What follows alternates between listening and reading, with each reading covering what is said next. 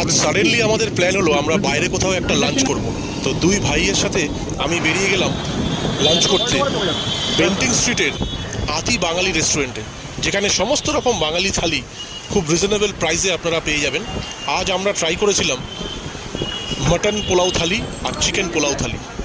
এদের address, menu, price, details আমি সব ডেসক্রিপশনে দিয়ে দিচ্ছি।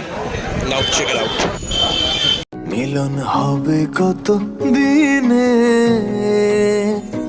আমার মনের মানুষের সনে, আমার মনের মানুষের সনে। মিলন হবে কত দিনে, মিলন হবে কত দিনে আমার মনের মানুষের সনে, আমার